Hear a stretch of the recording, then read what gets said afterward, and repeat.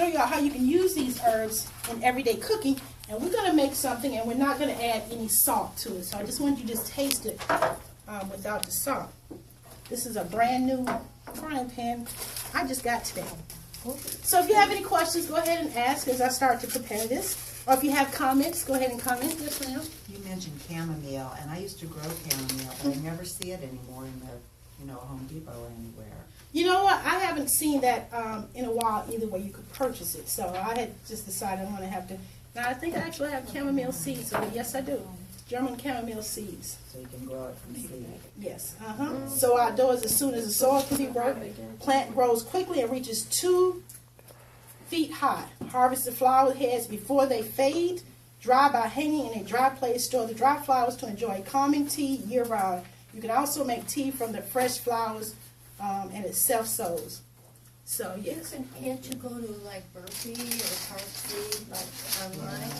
You can buy plants a lot of time. You can buy the whole plant at good seed companies. So what we're gonna be making tonight is, and we're about 5 minutes out, so you can ask any questions you have. We're basically just gonna be making a spaghetti squash. Is everybody familiar with spaghetti squash? Do you use spaghetti squash? Another one of my favorite things. And all we're going to be adding to this spaghetti squash is the olive oil. We're going to add a little bit of garlic. And I would have used fresh garlic, except that I didn't want to spend time trying to cut it up. And I'm going to let you guys sample this. So a little garlic. I'm going to put a few of my basil leaves in here. Turn that down a bit. I'm going to put our spaghetti squash in here. And the spaghetti squash is named that because, if you haven't used it, it looks like spaghetti. You see, it's very stringy. And you can actually trick your kids. And they'll like there. You can use this. Let me turn that down a little bit more. Yeah. And that big boy, he might know the difference in taste, but a little fella, you can probably go ahead and put your tomato sauce on here and make it, oh really, because it looks like spaghetti. It tastes way better than spaghetti. It actually has a lot of flavor to it, as opposed to regular spaghetti that just is pretty bland. And all we did to do the spaghetti squash was just to, I turned it upside, cut it in half, turn it upside down, and let it bake on 300 for about, I think for about maybe 45 minutes to an hour, just long enough for it to get, soft. And you see how soft it is? It doesn't take very long.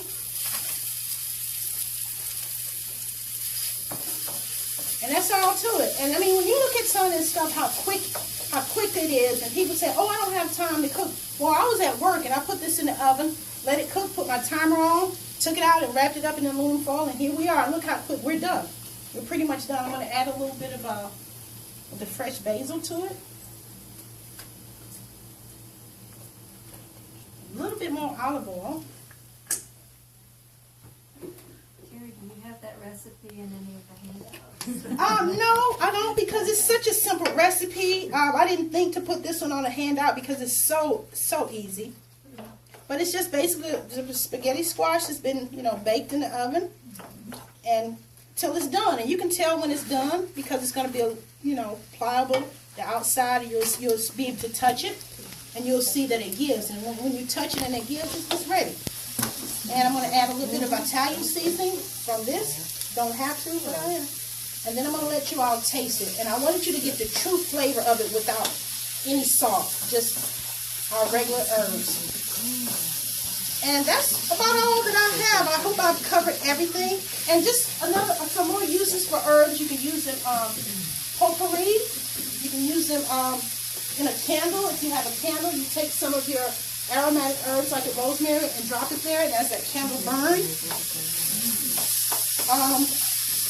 You can use it in soap. When you have soap in little pieces, you can melt those pieces down with a little water and make more soap from that. You can add your herbs to that.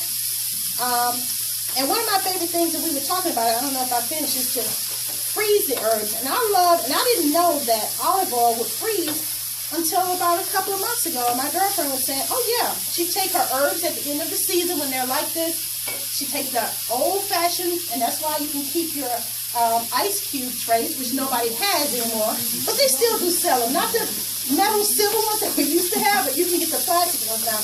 Take your herbs, chop those herbs up, and pour your olive oil into the ice trays, and then put your herbs in there. Or you can mix them all up together and then pour it in there. And if you don't like olive oil, you can do it with butter as well. Land O'Lakes actually has a product on the market, and I purchased it just to see what it was. And it's basically the same thing. They take an olive oil with a little butter and added the herbs and some lemon in it, and that thing is solid. You have to keep it in the refrigerator. When you buy it, it will be in the refrigerated section next to butter. You just take those, pop it in, and there you go. And this is so easy once you freeze these herbs at the end of the year. You already got all your seasoning. If you want to, and you really like salt,